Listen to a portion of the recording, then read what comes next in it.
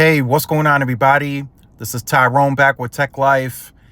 And now that we've had, 24 hours since Verizon reported their quarterly earnings, I've been able to listen in on the conference call, get some quotes there, been able to listen to interviews, see some of what the analysts are putting out, what they thought about the quarter.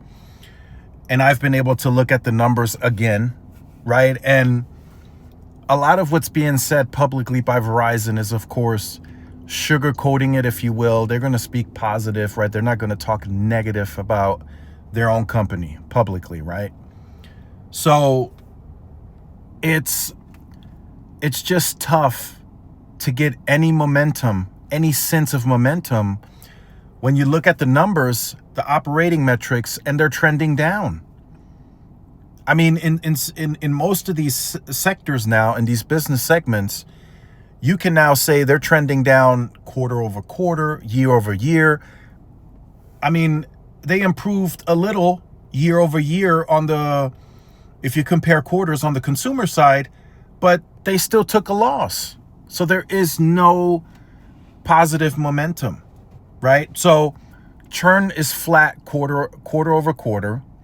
Churn is actually up quarter. If you look at the quarter year over year, to me, it's all trending down. Look at business, right? First quarter, 67,000. Second quarter, 42,000. What is that? Trending down. Look at FWA, the broadband ads. 308,000 in Q1, 278,000 in Q2. What is that? Trending down. Look at the prepaid, the retail core prepaid. That's all of their brands.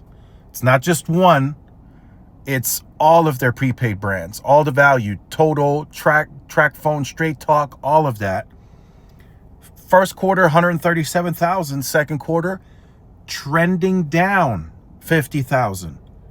Better than what they did Q2 last year, but it's still trending down versus what they were able to accomplish in the first quarter. What changed? What really changed to significantly trend down in the prepaid segment? Verizon has been relatively aggressive, right? But you guys can see what's happening here. They're trending down.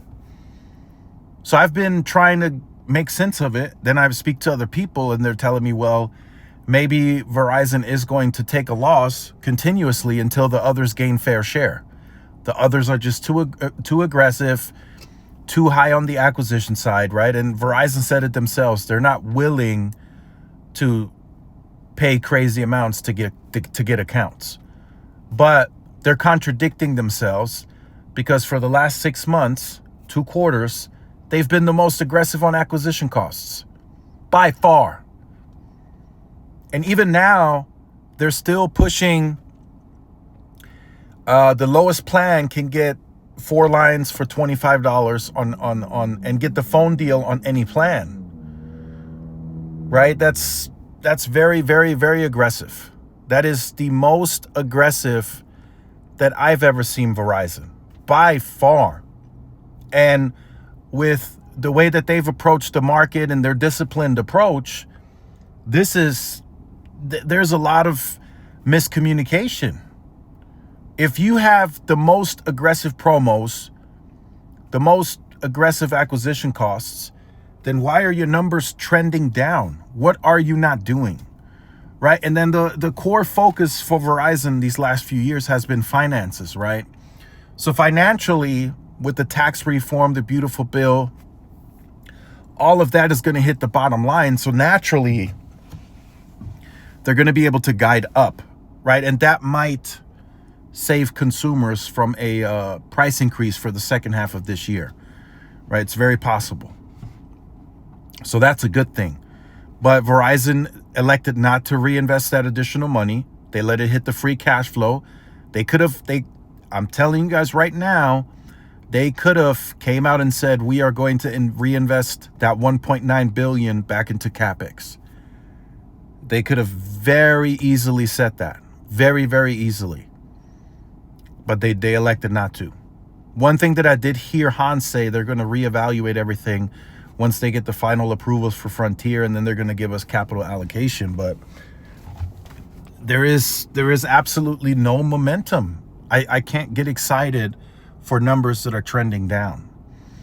So that's just something that I wanted to point out and make clear, right? The positive that I'll talk about in the different video, they are well ahead of the C-band build out. So that's a good thing, right? So maybe that didn't necessarily call for an increase in CapEx. They said they would hit the 80 to 90% planned sites getting C-band inside of this calendar year, likely well before the end of the year. So that's a positive, right? But again, that's a positive that's going to turn into a negative, because why is your mid-band build out tracking ahead of schedule, scaling very well, but yet your FWA numbers are trending down? They should be trending up because you have more mid-band to monetize. Like, you guys get where I'm going with this? So Verizon comes out and says their plan is working. Their strategic plan is working. My response, where is this working? Where? The numbers are trending down, right? The finances are up, right? I like I said, the tax reform helped. Price increases helped, right? They increased price during the first quarter. Some of that is running into Q2. As far as the churn, it's kind of flat. But it's going to impact the bottom line at some point. At some point, these losses trending down, churn remaining flat, it's going to affect the finances at some point. At some point. And every time that you guys see Verizon using the pricing lever, that's when I feel they know it's impacting the bottom line, that they need to raise, right? In order for them to increase EBITDA and all that, a certain percentage to guide up, they have to raise price. And I feel already at that point, the loss and the trending down in growth is already affecting the bottom line. So they're having to keep churn up, right? So get this, right? They have to keep churn up so they can increase the finances, because they can't grow. And yes, there's, like I said before in previous videos, they're still growing. People are still coming as new customers, but it's just not enough to offset all of the losses. There's still too many losses because of these price increases and people shopping for better price, better value in other places, right? So this is going to get very interesting, right? Verizon can't keep allowing this to go on, right? So in Q3, they're very likely going to be even more aggressive on the acquisition cost, something they said they wouldn't do during the earnings call. Q4 shopping quarter, they're going to be even more aggressive with acquisition costs, because that's the only way that they can get to that growth. The 367,000 you see for Q4, they have to be that aggressive to get growth. That's the only way they can do it. They have to spend big on acquisition costs. People aren't joining Verizon anymore just because of network. Like I said, Root Metrics is telling us back-to-back AT&T wins overall. T-Mobile has more mid-band today. You know, it's tough right now for Verizon. It's very, very tough for Verizon to get anywhere positive. Now, what I will say, even though it's trending down, they still added 278,000 FWA ads, so that's still a good amount of customers, right? But none of this is leading to anything, right? It's not leading to positive consumer wireless momentum, nothing. It's just Verizon's just here, right? It's almost like Verizon is putting themselves in a position to weather the storm, allow T-Mobile to gain its fair share, allow AT&T to regain its fair share on business, and then Verizon is fine with that. That's what it sounds like, right? Because for Verizon to compete in any other manner, they have to spend more. They have to be more aggressive on acquisition costs. And I think that's what they're not willing to do sustainably. I think that's what it is. They know that they're competing aggressively, but they're not willing to repeat what they do in the fourth quarter in Q1, Q2, Q3 to maintain, the growth that they're getting. So let me know your thoughts in the comments. Like, share, subscribe. I'll see you in the next one. Peace.